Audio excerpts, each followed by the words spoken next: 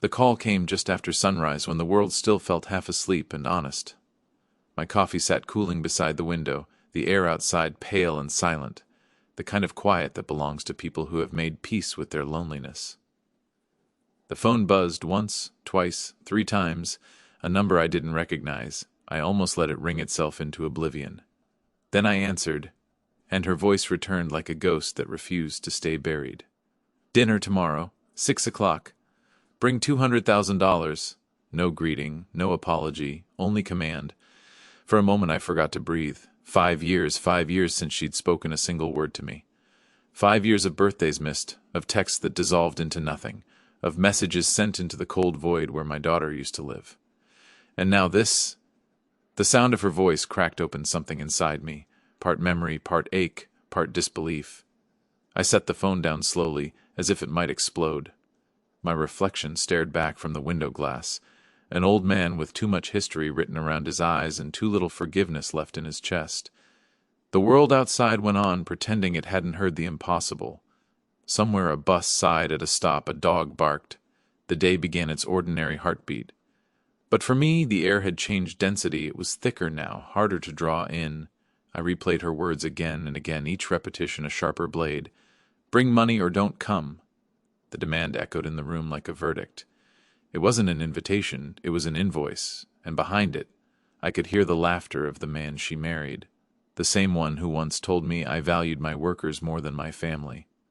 Maybe he'd put her up to it. Maybe she'd learned his language too well, the grammar of taking. I walked to the bookshelf and pulled down an old photo album. Dust rose in a lazy spiral. There she was, gap-toothed and radiant, sitting on my shoulders in a park drenched with sunlight. I remembered the smell of cut grass, the sound of her small hands clapping at clouds. That little girl would never have said, "Bring money or don't come." Which meant the woman who called me wasn't her, not anymore. I stood there with the album open, pages trembling slightly in my hands though the room was still. Faces looked back at me from another lifetime. Birthdays, graduations, Sunday mornings when love still meant something simple. Each photograph carried its own gravity, a pull toward the man I used to be. I set the album down, spine snapping shut like a door, and in that sound I heard the finality of what she'd done. When you raise a child, you think the world can't touch what lives between you. But greed is a slow rot. It starts in the corners and spreads quietly until one day you wake up and realize everything sacred has been traded for numbers on a screen. I moved through the house like a stranger, noticing how quiet success can be when it's no longer shared. The framed blueprint from my first construction project hung above the mantel. Neat lines, solid foundations, the work of a man who believed that if you built things strong enough, they'd last forever. I smiled at my own foolishness. Even concrete cracks when the soil beneath shifts. Families are no different. The phone sat on the table where I'd left it, black and small and poisonous. Her message waited there like a challenge. I scrolled through the old thread, years of words that never found an echo. "Happy birthday, sweetheart. Thinking of you today. Miss you." Each message a brick in the monument I'd built to my own rejection. I felt something colder than anger settle in me. Not hatred, clarity. The kind that comes when you stop mistaking sentiment for connection. Outside, the sun had climbed higher, pouring gold over the street, but inside the house everything felt dim. I made a pot of coffee and let it burn my tongue, needing the bite. Then I sat at my desk and opened my laptop, the screen flickering to life with rows of numbers, investments, quiet and peer. Built in spreadsheets. If she wanted to see me as a wallet, then I would become something far more dangerous, a man with intention. Revenge doesn't always arrive with raised voices or shattered glass. Sometimes it wears a calm face and signs its name in ink. By noon the decision had hardened inside me like setting stone. I didn't pace, didn't rage. I simply gathered the pieces, documents, ledgers, memories, and arranged them with the precision of a man who'd spent a lifetime building things that could endure storms. If she wanted money, she would get something more permanent, a lesson written into inheritance itself. I called Mr. Hanley, my lawyer for almost 20 years. His voice came through, calm as ever, touched with that old-world patience I had always trusted. "John," he said, "it's been a while. Everything all right?" I almost laughed, all right, such an easy phrase, too small for the kind of truth it tries to hold. "I need a few changes to the trust," I said, "and I'll need them done discreetly." He hesitated, just a beat, the kind that says he's heard something unusual but knows better than to ask. "Understood. You're coming in today?" Yes, I replied, and Hanley, make sure the revisions take effect immediately. When I arrived, the city was alive with its usual chaos, horns, chatter, the restless hum of ambition. But walking into that polished glass building felt like stepping into another world, silent, air-conditioned, sterile. Hanley met me in the conference room, his eyes flicking from my face to the folder in my hand. Big changes? He asked, sitting down. Big enough, I said. I'm rewriting what it means to belong to me. He unfolded the documents carefully, scanning the fine print. You're sure about this? I've never been more certain, I said, my tone even. She made her request clear, so I'll honor it, just not in the way she expects. He looked up then, curiosity mixing with unease. John, this reads like you're cutting her out entirely. Not entirely, I said. I'm leaving her something, a reminder. For a moment, the only sound was the pen scratching across paper as he made the necessary adjustments.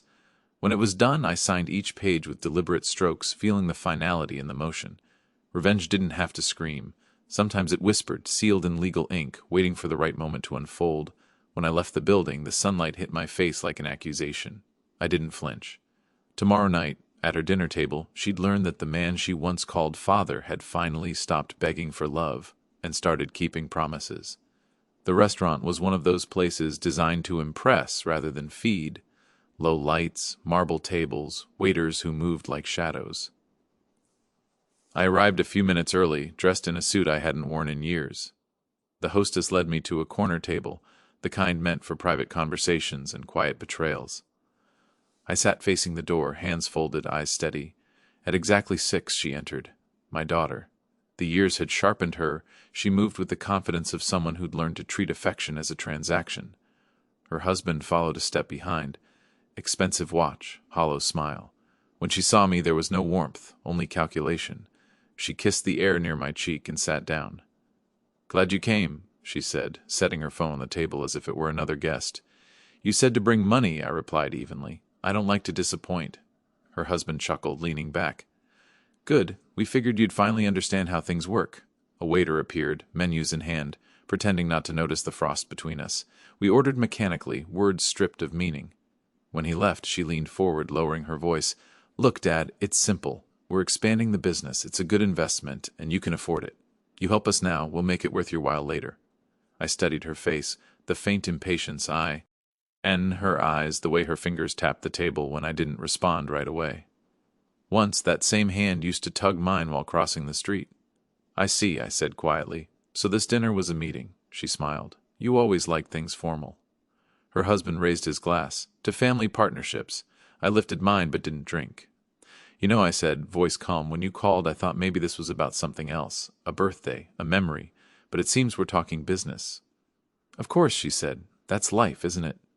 For a heartbeat, silence hung between us, fragile and heavy. Then I reached for the envelope beside my plate and slid it across the table. You'll find everything you need in there, she smiled, victorious, and opened it. The smile faltered almost immediately. Instead of a check, a single sheet of paper stared back at her, legal language printed in clean, merciless lines. Her husband leaned in, brow furrowed. What is this? It's what you asked for, I said softly. A reminder of how things work. The color drained from her face. Her voice came out a whisper. You changed everything. Yes, I said. You taught me how. For a long moment no one spoke. The sound of silverware from other tables filled the space between us. Laughter, the clink of wine glasses, the background hum of people living lives untouched by this one small collapse. My daughter stared at the paper as if it were a foreign language she could no longer read. Her husband's confidence drained first. The grin tightened, the posture sank. I watched them both without satisfaction. Only the strange calm that comes after a long storm finally runs out of rain. I left you something, I said, keeping my voice gentle. Not money. A house near the old lake, in your name. It's where your mother planted her favorite trees. Everything else goes to the foundation. Scholarships for workers' families, medical care for the ones who built the company from the ground up. You once told me people like that don't matter. I think they do. Her husband spoke first, voice thin with anger. You can't do this. I already did, I answered. You'll find the filings are complete. You wanted business. That's business. She finally looked up. There were tears she tried to hide, the same kind she'd once cried as a child when scraped knees felt like the end of the world. Why? She asked. You think this makes us even? No, I said. There's no even in family. There's only what's left after truth shows up. The waiter approached, hovering uncertainly, and I motioned for the check. While he walked away, I leaned in one last time. When you called me after all those years, I would have given you anything, not because of guilt, but because of love. But love asked to pay at the door is no love at all. It's business, and I've stopped investing in losses. I stood, smoothing the sleeves of my coat. She looked small then, smaller than she had in my memory, sitting in the dim light surrounded by things that suddenly meant nothing. As I turned toward the door, I heard her whisper something I almost didn't catch, a soft, broken dad. I didn't stop. Outside, the city air felt cold and clean the way it does after rain. Somewhere behind me, the laughter inside the restaurant resumed, filling the silence I left behind. I walked into the night, lighter than I had in years, knowing the truest revenge wasn't in what I took away. It was in finally letting go. Months passed. The season turned, as it always does, without permission or warning. The leaves outside my window burned red, then fell, then returned again as if nothing had changed, though everything had. I spent my mornings by the lake now, in the small cabin where peace didn't need to be earned. The air here carried a different kind of silence, not empty, but honest. Sometimes I'd bring a thermos of coffee, sometimes just a book I never opened. Mostly I watched the water move. Steady, Patey. And tea forgiving. News traveled slowly, but it did reach me. The company my daughter's husband had tried to build folded within the year. Too much pride, too little heart. He left, of course. People like him always do when the shine fades. As for her, she sold the house by the lake not long after. Couldn't stand the memories, they said. But before she left, she planted one more tree beside her mother's old ones. A maple, small, fragile, stubborn. Once a letter arrived. No return address, just my name written in her handwriting, shakier now, uncertain. Inside was a single photograph, her standing beside the tree, a child's hand in hers. No words. None were needed. I placed it on the mantel next to an old picture of her as a girl. 2 lives, side by side. The one that was, and the one still learning to be forgiven. For the first time in years, I didn't feel anger or triumph or even sorrow. Only a quiet understanding that revenge, at its core, is just love that's been forced to wear armor too long. That night, I walked out onto the porch. The wind moved through the trees, carrying the faint scent of rain. I closed my eyes and let it pass over me, and in that sound, leaves shifting, water breathing, I thought I heard her laughter again. Not the sharp, grown-up version, but the small, unguarded one from a life ago. I smiled. For the first time it didn't hurt. Winter came quietly that year. The lake froze along its edges, the trees stood bare, and the sky wore a color that only silence understands. I had grown used to the rhythm of solitude, the soft crackle of the fire, the whistle of wind against the window, the small comfort of days that belonged to no one but me. One afternoon I heard footsteps crunching on the frozen path. I wasn't expecting anyone. By the time I opened the door, she was already there. My daughter, wrapped in a wool coat, snow tangled in her hair. For a heartbeat, neither of us spoke. There was too much history for small talk, too much tenderness buried beneath the ashes of pride. "I didn't know if you'd want to see me," she said finally, her breath forming pale clouds between us. I stepped aside. If I didn't, I wouldn't have opened the door. Inside, the warmth caught up with her slowly. She looked around, at the photographs, the books, the quiet order of my new life.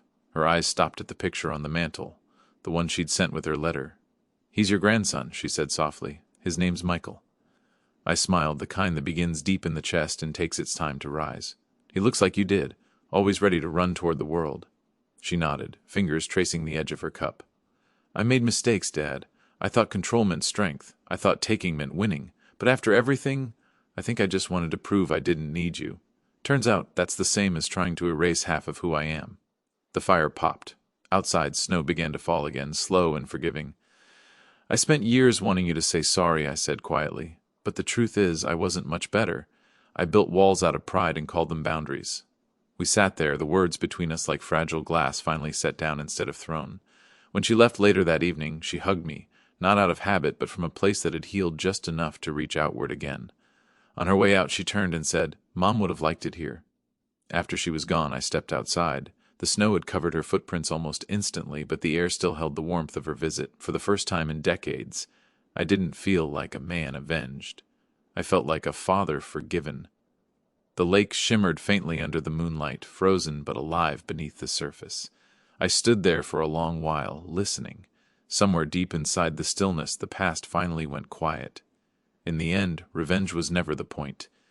It took me years to understand that.